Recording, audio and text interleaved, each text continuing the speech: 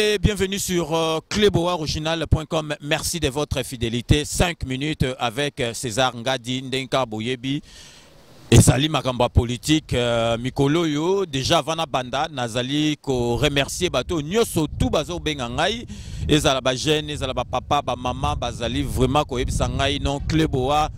place na yo ezali place au komisikoyo. Donc bino mo boyebi ke 5 minutes ndenge na yebisa bino eza ya katikati soute et komi penza ya coup de gueule ce qui na bimi ezali po na ko critiquer pe na ko lobela makambo ezo marcher te na mboka.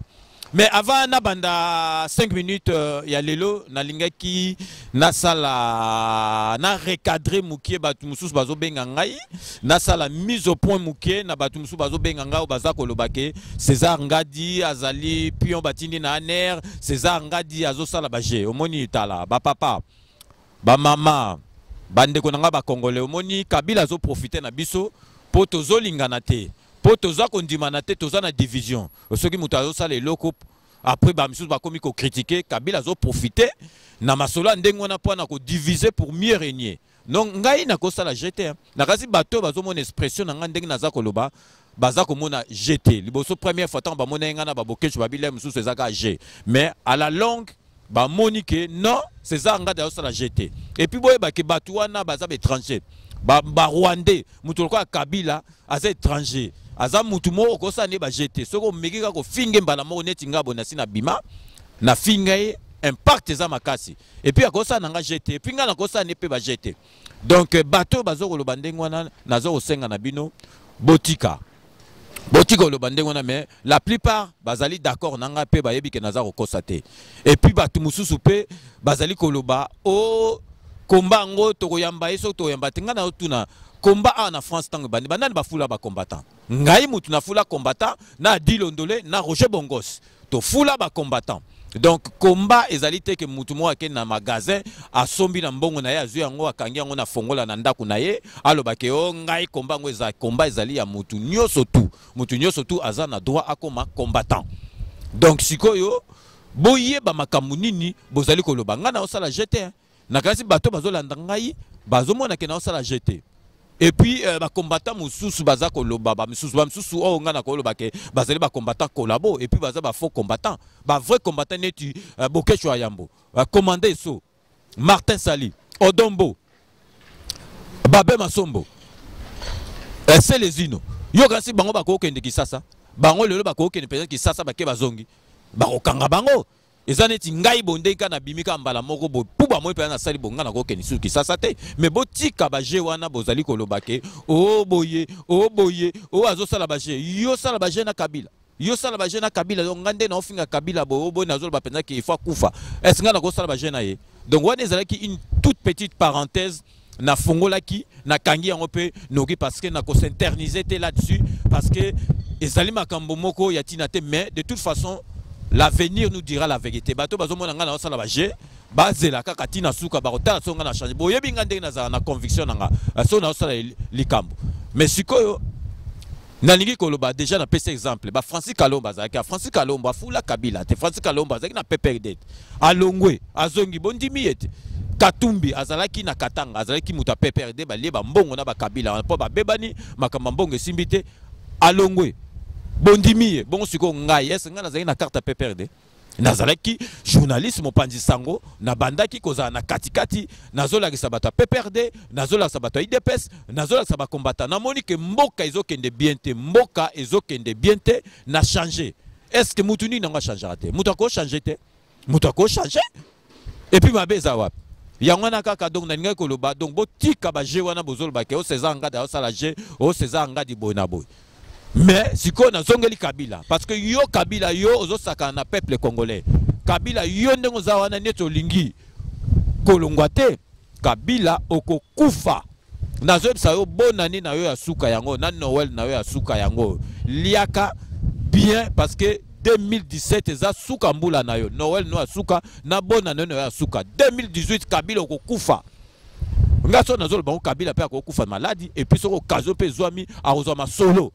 nazo sabino ke Kabila ezali dernière bonne année na yo na Noël nozo fêter na peuple congolais parce que yo zo saka na peuple congolais élection olingité au bando sala ba jé ozo kosa o seni ba rolé batu tout ba comprendre que esprit mabe oza ndoki olingi kolongwa te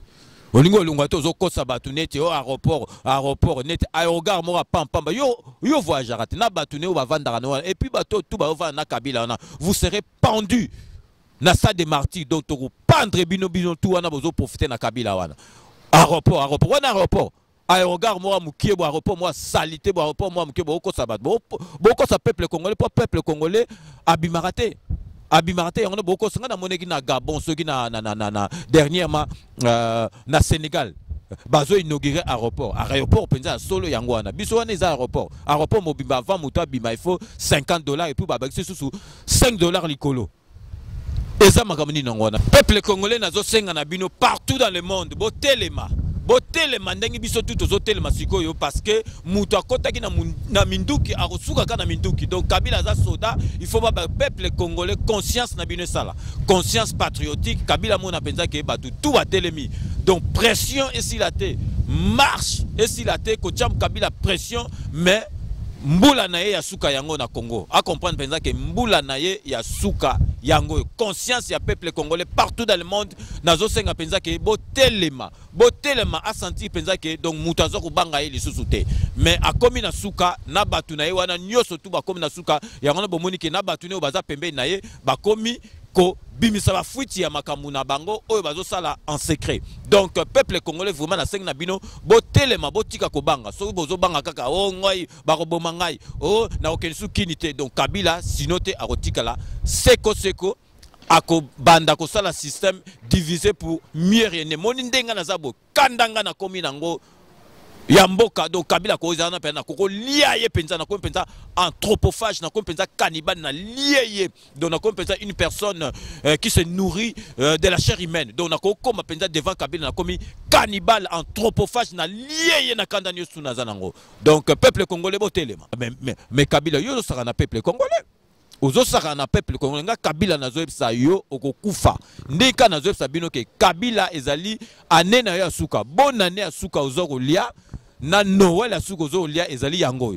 2018 nazo epsa o Kabila okokufa oza nyama ozali zoba président oya liboso peuple congolais azui ya zoba na mboka na biso ezali yo yango no mona congolais nyoso tu ata pamba ta wuti wa pazo penser ka ke oye pa ko comme président parce que président sango ki président on a Congo comme nango ya tina te parce ba mona mbwa neti ya Kabila zoba makaku neti ya Kabila akoma président yango na mututu akoma mona yepa ko comme président donc dès qu'on a lobara na 5 minutes avec César Ngadi nous vous laissons le soin d'en tirer vos conclusions et de nous faire parvenir vos commentaires sur kleboa-original.com. Derrière la caméra Blaise Mongo, la réalisation Blaise Mongo. Donc d'ici là, portez-vous bien et à très bientôt pour un nouveau numéro de 5 minutes avec César Ngadi. Mais n'oubliez pas, tout le monde est d'accord et il en restera ainsi pendant longtemps. Kabila ngana zoeb sayo oko kufa na 2018 et puis peuple congolais à revivre en haut. Clébo